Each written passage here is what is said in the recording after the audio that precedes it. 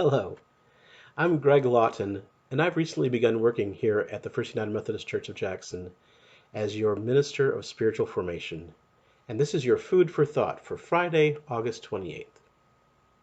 I'm an ordained deacon in the United Methodist Church, and you might be wondering what that means for all of us. A deacon, in our tradition, is a seminary-trained, board-approved clergy person. I earned an MA in Christian Education from Garrett Evangelical Theological Seminary in May of 2000 and was fully approved for ordination at our annual conference in 2010. A deacon finds their own place of employment and then appeals to the bishop to be appointed to serve there. In other words, the SPRC here at church hired me, and they can decide when it's time for me to go. But I have the whole denomination's blessing to serve here for as long as it makes sense. The bishop and the cabinet cannot tell me or the church that I need to go serve someplace else. Deacons are ordained to 4 areas of Christian leadership: word, by preaching and teaching the scriptures; service, to each other and to those in need; compassion, toward the suffering; and justice, by advocating to improve society. As your minister of spiritual formation, I look forward to living into each of these areas. But first, I'll use my organizational skills to make sure we have comprehensive programs for spiritual growth for children, youth, and adults of all ages. You'll be hearing a lot more of that in the days to come, but for now, I'd like to help you understand the ministry and purpose of a deacon. Deacons like to use bridging metaphors to describe our work, like how we help bridge all that we learn on Sunday with how we live our lives from Monday to Saturday, or how we bridge the gap that exists between our head and our heart and our hands, or how do we bridge the activities we do here at church with the needs of the world around us. I've done this kind of bridge-making work in a variety of places so far professionally. I've served in churches in Kalamazoo and in Grand Ledge and in Marshall. I've worked in the public schools in Lansing and in Three Oaks, Michigan. And I've helped students explore and mature in their faith at Michigan State University, at Grand Valley State University, and at LCC International University in Klaipėda, Lithuania. And I've been blessed to serve in many places overseas in short-term mission trips, including Haiti, El Salvador, Cuba, Russia, Latvia, and in Zimbabwe.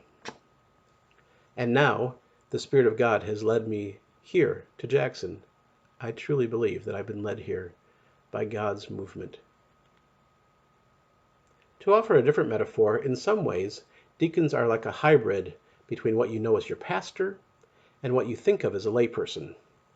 As clergy, deacons can officiate weddings and funerals, since these are related to our status and role in the community.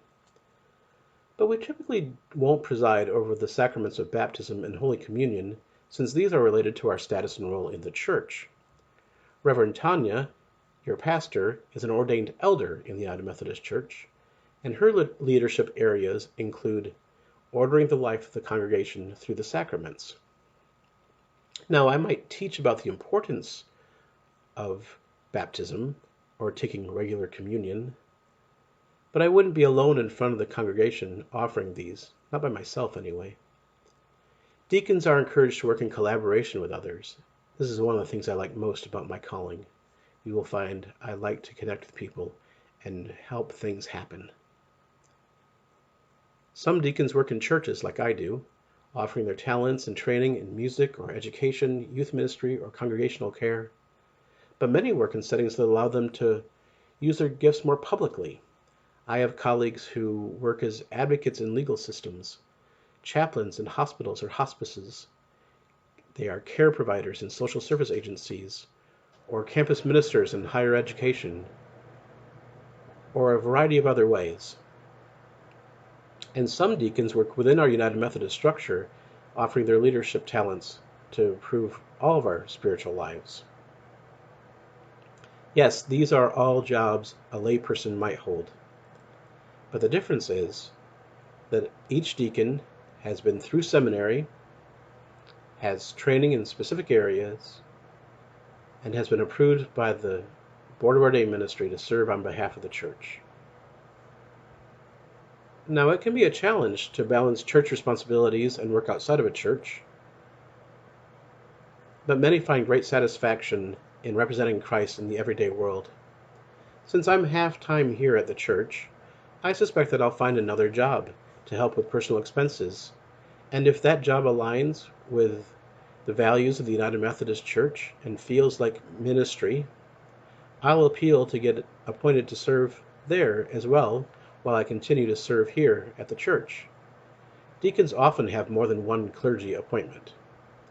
Reverend Mark Babb, a deacon who formerly served here, has been known to have 3 or 4 deacon appointments, clergy appointments, at the same time to help make ends meet.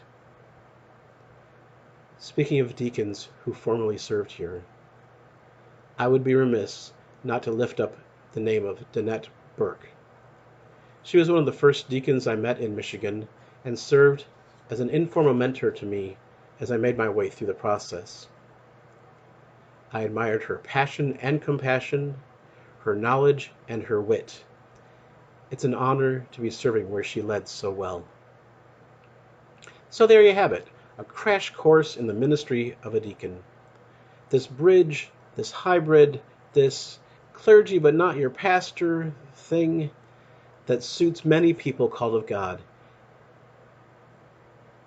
and helps lead God's people into new and creative ways of understanding faith and being faithful people. So I ask that God might guide us into deeper understanding of all of our callings and encourage us all to follow them fully. Again, I am Deacon Greg Lawton, and I'm delighted to be your minister of spiritual formation. I hope you can tune in to our YouTube channel on Sunday morning to watch worship live streamed, or tune in any time of your convenience so that we might be in fellowship in worship together. I look forward to getting to know all of you much better.